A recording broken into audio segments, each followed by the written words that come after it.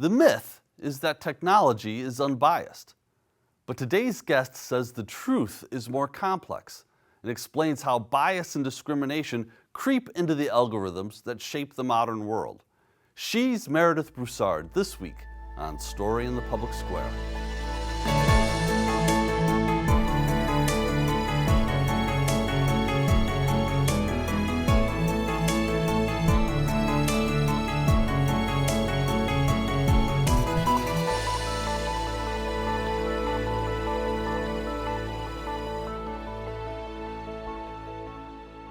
Hello and welcome to A Story in the Public Square, where storytelling meets public affairs. I'm Jim Ludis from the Pell Center at Salve Regina University. And I'm G. Wayne Miller, also with Salve's Pell Center. Our guest this week is Meredith Broussard, an associate professor at New York University. Meredith is also the author of an important new book, More Than a Glitch, Confronting Race, Gender, and Ability Bias in Tech. She joins us today from New York. Meredith, it's so great to have you with us. Thanks so much for having me.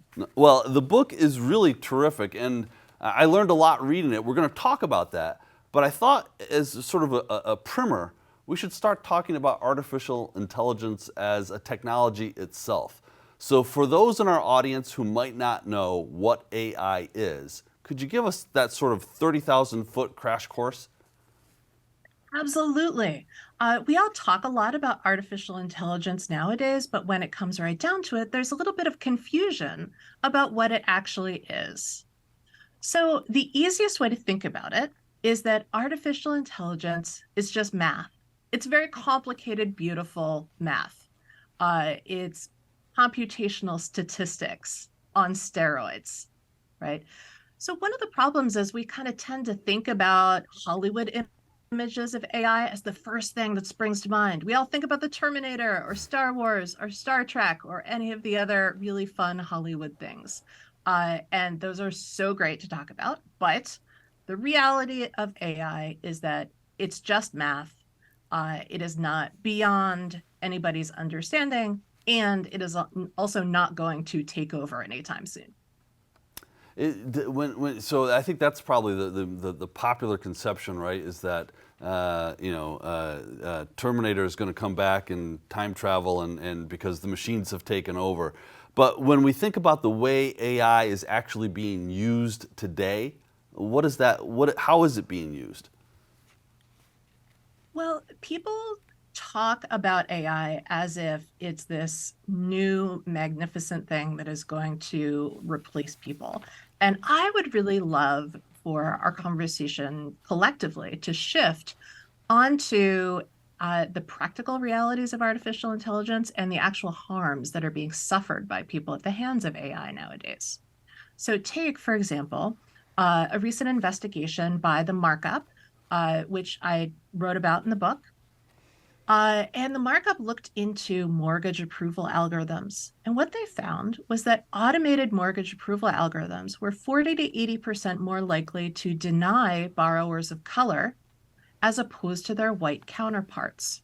And in some metro areas, that disparity was more than 250%. And you might wonder, why is the mortgage approval algorithm being biased in this way? Well, we can think about how we make these algorithmic systems. How do we make machine learning systems? And actually, we make them the same way every time. What we do is we take data, as much data as we can possibly find, we send it into the computer and we say, computer, make a model. The computer says, okay, here's your model. And the model shows the mathematical patterns in the data. So then you can use that model to make decisions, to make predictions, to generate new text, to generate new images. It's a very flexible and powerful model. But the mathematical patterns in the data are the historical patterns, and often they're patterns of bias. So in the case of mortgages, we know from studying sociology and history, in the US, there's a history of residential segregation. There's a history of redlining, of financial discrimination. So what the model is picking up on is it's also picking up on those very human patterns of historical bias. You know, Meredith, when I worked earlier in my career in the national security community, and we'd be talking about war games or simulations, one of the adages that we often would repeat was that garbage in, garbage out. That the data that we put into the simulation or the war game that's what we were going to get out as well. Is that what we're talking about with AI as well? That is absolutely the case with AI systems. So an AI system is only going to know about the data that you feed it with. And one of the problems that happens is that people have a little bit too much faith in data. They think that the data is more objective or more neutral or more unbiased. And that is itself a kind of bias that I call techno-chauvinism. It's the belief that technological solutions are superior to others. Instead, what I would argue is that we should think about using the right tool for the task, because sometimes the right tool for the task is undoubtedly a computer. Sometimes it's something simple like a book in the hands of a child sitting on a parent's lap. And one is not, better or worse than the other. It's about, again, the right tool for the task. So Meredith, you gave the example of bias in mortgages, but that's only one of many, many biases that we find. Can you get into some of the others as you do in the book? In the book, I write about the ways that AI bias manifests in financial services, in policing, in medicine, in education, because we are using AI systems in every realm nowadays. And with the launch of generative AI like ChatGPT, the adoption of AI is only accelerating. The problem is that algorithmic systems discriminate by default, right? This idea of discrimination by default is one that we get from Ruha Benjamin's really amazing book, Race After Technology. And this is a different way of thinking about algorithmic systems. It's not about techno-chauvinism. It's about looking for the problems, the very human problems inside algorithmic systems, so that we can start to have these hard conversations about how exactly are AI systems discriminating, and can we do something about it? Because actually there are mathematical methods that we can use in order to put a thumb on the scale and make systems more just. It's not possible to do in every case, but it is possible to do sometimes. But you have to admit first that there's a problem. So one of the pieces that I found so compelling in the book is the cases that you explain about facial recognition systems. So maybe for our audience who hasn't had the benefit of reading the book yet, you could explain why those systems are so flawed and whether or not they're even redeemable. Well, yeah, facial recognition is a very big deal. And one of the things that I read about in the book is a case of a man in Detroit who was arrested because of a faulty match in a facial recognition system. And I also read about the work of Joy Buolamwini and Timnit Gebru in the Gender Shades paper, where that was the that kind of revealed to the world that facial recognition systems are biased, that they're better at recognizing light skin than dark skin. They're better at recognizing men than women. They generally don't have trans and non-binary folks in their databases at all.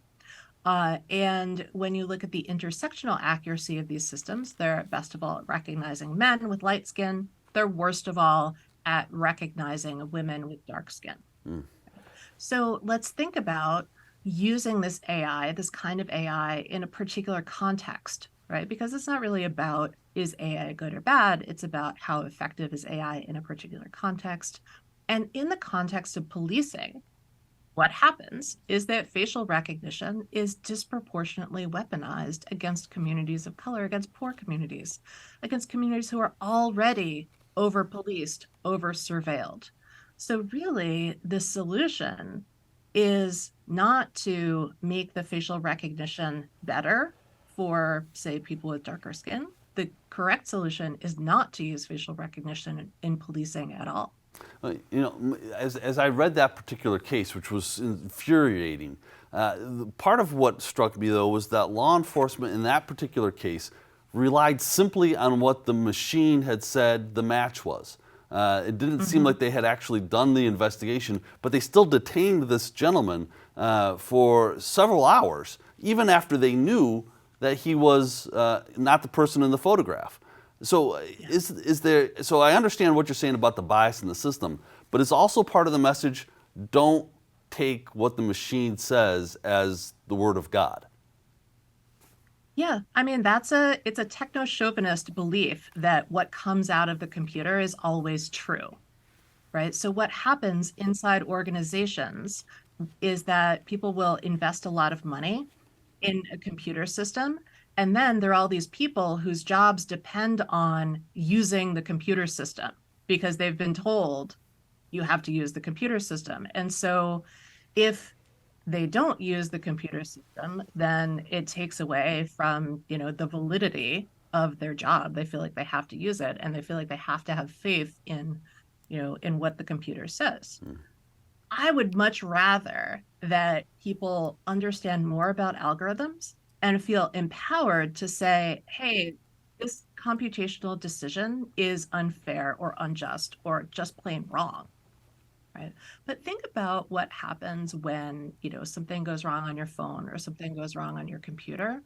Often people blame themselves. They think, oh, I must be doing something wrong. I blame the person who made that computer program, right? It's probably some kind of mistake that they made that I am then having to deal with. And, I would just like to shift the frame a little bit or shift the blame, maybe. So, Meredith, one of the surprises for me in your book was the use of AI in medicine and healthcare. And as a journalist, I've covered medicine and healthcare for a very long time. I guess I was sort of dimly aware that AI had entered that realm. But expand on that. Tell us how it's used and what the biases are there. Again, that to me it was like, whoa, seriously? There were so many surprises for me personally, reporting those couple of chapters where I talk about bias in medicine and AI. I think that the case that has stuck with me is the case of the EGFR calculation, which is a calculation that is used to figure out when somebody is eligible for the kidney transplant list, right? So not just the moment when they get a new kidney, but when they're eligible to wait on the list for weeks or months or years to get a donor kidney. So you're eligible for the list when your EGFR score is 20. So your kidney function has declined to about 20%. And the way that your EGFR is calculated is based on, a number of different lab tests. Well, for many, many years, there was a racist assumption embedded in the calculation used to determine EGFR. And the racist idea there was that Black people have greater muscle mass than other people.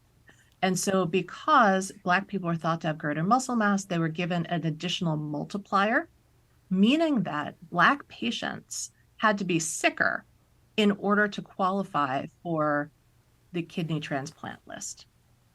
I am delighted to say that as a result of activism by patients, by medical professionals, working with industry associations, that calculation has changed.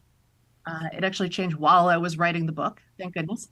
And now the calculation does not include race as a factor. So there's been progress.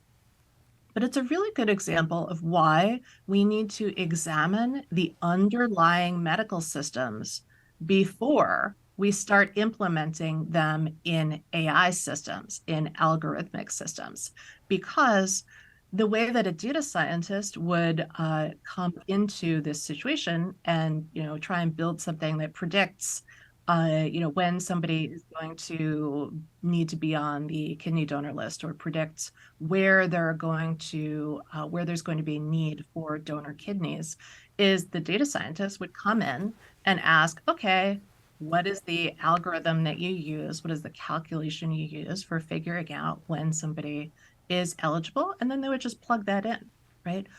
We really need to examine the underlying systems that we're using before we start implementing them inside AI. Because once a racist calculation like this gets embedded in an AI system, once it gets embedded in code, it becomes very difficult to see and almost impossible to eradicate.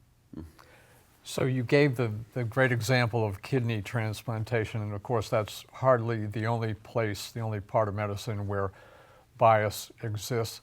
You also mentioned that activists changed that. And so sort of a broad general question, how can people, how can medicine change these other biases as well? Does it require activism? Does it require better education, at hospitals? How do we get to a better place is really what I'm asking. Well, I think it starts with pushing back against techno-chauvinism. It starts with pushing back against the idea that a data-driven system is going to be superior. And then we need more computational literacy overall. And then we also need to audit our systems, evaluate them for, a quality assessment of what's going into these systems. And we need to audit the outputs of the systems and see if there's discrimination, bias, differential impact. So a good example of this is a skin app that Google came out with a few years ago. The idea was that you would take a picture of a skin condition and submit it to the app, and then Google would give you information about this, about this skin condition. They were very careful not to say diagnosis, because if they had said diagnosis, it would have been a medical device and they would have had to get it registered with the FDA. And, they were very, very careful about the language that they used. But it was an AI system. It was image recognition, and facial recognition, I mentioned earlier, has a problem with representation. Part of that problem comes from the data sets that are used to train these systems. And guess what? The Google Skin app had the same problem. It was really bad at recognizing skin conditions on darker skin because it had been mostly fed with pictures of lighter skin. And skin issues look different on different colors of skin. Dermatologists really need to be trained with pictures of conditions on a range of skin tones. However, if you look at all medical education, the industry is not doing a fantastic job of having representation in the textbooks. Doctors, nurses have told me that during their training, they were not presented with images of anything other than light skin, which makes it difficult to learn how to diagnose different conditions on people with different skin tones, right? So it's really not just about the AI. It's about the human system as well. So when something like the Google Skin app happens and it doesn't work well on darker skin, we need to look at that not as a glitch, as a momentary blip, but we need to look at it as a signifier of a larger social problem, some bigger problem that needs solving. Yeah, Meredith, what I keep thinking as we're having this conversation is that if you have a biased analog anything and you digitize it, the bias will still be in the digitized version of that thing, even if it's fancier and newer and shinier. 100%. When you talk about representation in textbooks, though, I'm also wondering about just representation in the tech industry. And is part of the challenge a lack of representation from diverse communities, generally speaking, in STEM fields overall? Absolutely, yes. If there were a greater range of people in the rooms when decisions were being made in Silicon Valley, product design decisions were being made, and if those diverse voices were empowered to speak up, then we would see very different products coming out of Silicon Valley. One example I like to use is the example of the racist soap dispenser. You've probably seen this viral video. Two men go into a bathroom.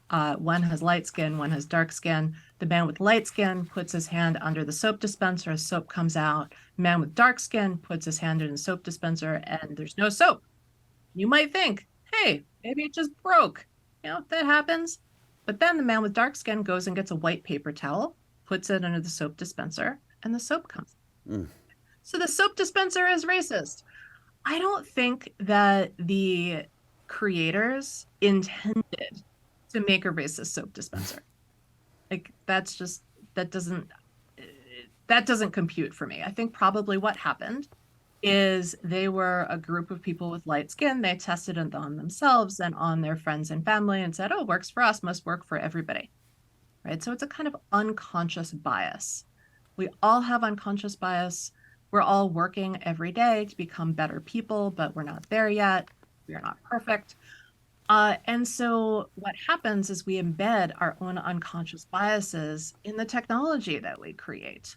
So if we have more people in the room who have different kinds of backgrounds, we can check our unconscious biases and we can do a better job of evaluating our technology before we roll it out. So Meredith, AI really burst into the headlines in the last several months, but there's a long history of AI, and you get into that, you recap some of that, you tell some of that in your book. Can you give us an overview of the history?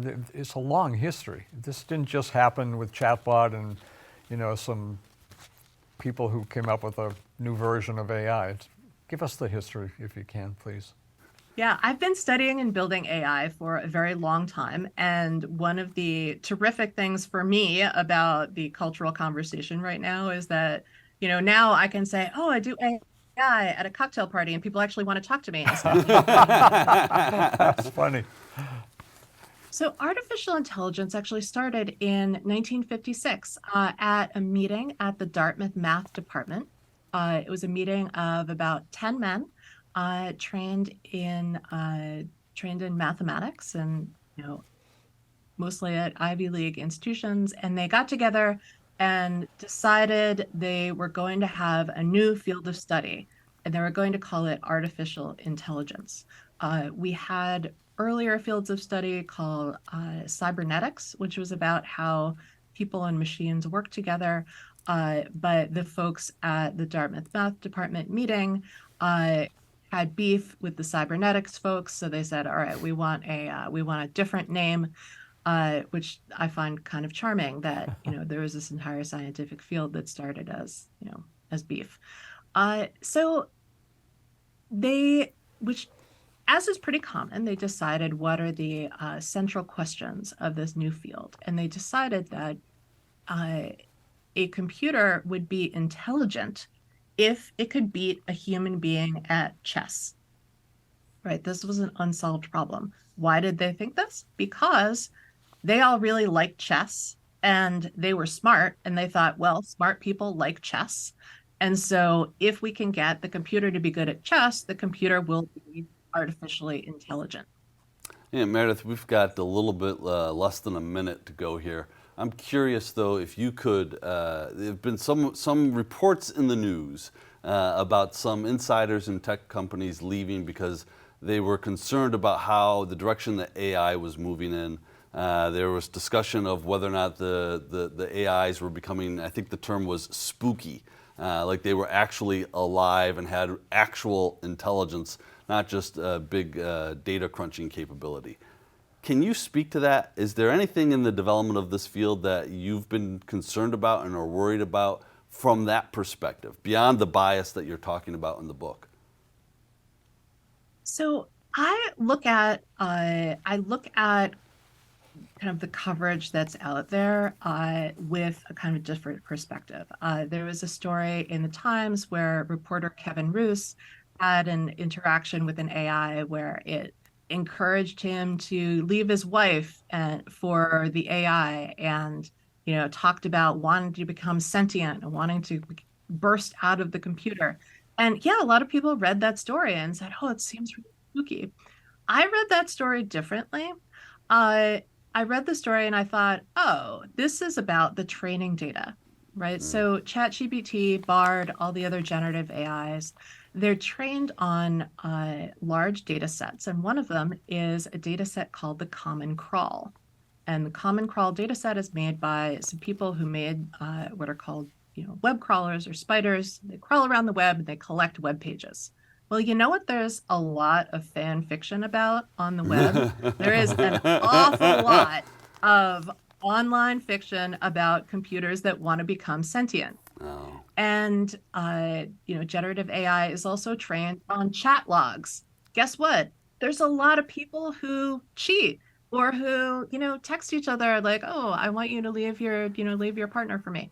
So, like, really, it's a manifestation of what's in the training data. We've got to leave it there, but Meredith Broussard, the book is more than a glitch, and it's really important. We're out of time. He's Wayne, I'm Jim. We hope we'll see you again next week for more Story in the Public Square.